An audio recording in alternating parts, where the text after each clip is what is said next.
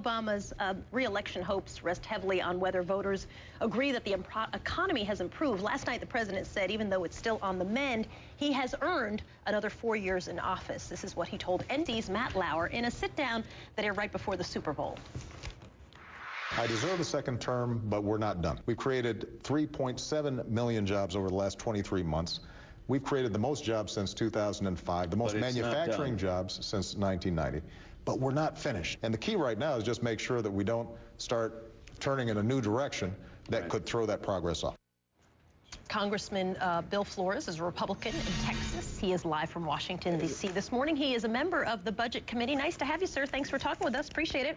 Good morning, Soledad. It's great to be with you. I'm going to go out on a limb and say you disagree with the president when he says he deserves another 4 years in office. Well, I think that's an understatement. He has trotted out his happy face about the last numbers and employment numbers, but the American people wholeheartedly disagree. Okay, so then let's talk a little bit about how the economy is doing. Many of the things that the president said in his interview with Matt Lauer all focused on the slow recovery of the economy. He came into office for the first full month. That number was about 8.3% unemployment, went as high as 10% unemployment in October of 2009. Now coming back, 8.3. Doesn't he have a fair argument for something I'm doing is working? Well, actually, let's look at the real facts. The real unemployment number was 7.8%. So we still have millions more unemployed today than we had at the point in time when he was sworn into office. The question here is a choice of policies. We can either go the policy package that President Roosevelt tried back in the Great Depression, or we can try what Ronald Reagan did. If we had followed the Ronald Reagan recovery model, we'd have almost 17 million more Americans working today than we do, and we'd have almost 5,700 more dollars per capita for every man, woman, and child in this country in terms of higher GDP. With all due respect, those are very, very big ifs. If you look at the trend, September, 9.1% unemployment, October, 9% unemployment, November, 8.6% unemployment, January, 8.3% unemployment. If you were in the White House, you see this chart, you're like, this is a good chart to campaign on. If you're a Republican trying to take the White House, you say, this chart not so great to campaign on. What are the big challenges for the Republicans trying to gain the White House? Well, really, we can take a lot of credit for the turnaround in employment. If we've got two policies coming out of Washington today. On one hand, you've got the House Republicans that are pushing the Reagan type of agenda, where we had explosive growth following a very, very deep recession. And on the other hand, you've got Harry Reid and the president who are pushing the brake on the private sector so that it is having trouble getting going.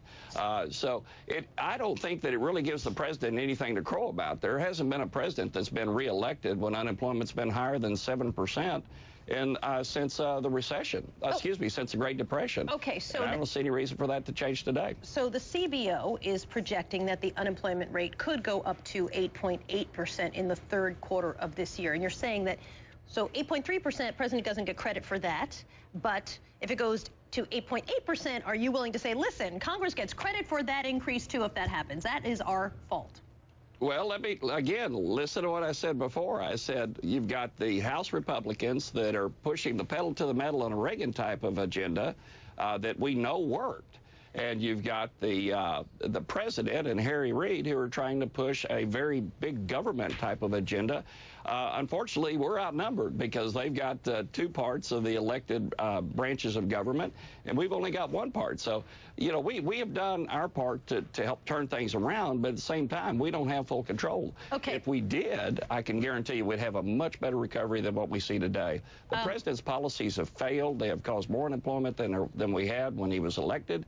And we've also got a situation where he's retarding the level of growth that we could have. So when you look at these numbers in a poll that says how Congress is doing a job, what you're telling me apparently is not getting out to the rest of the world because people think Congress is doing a terrible, terrible job. 86% disapprove, only 11% approve. What are you going to do to keep that number getting to 8.8%?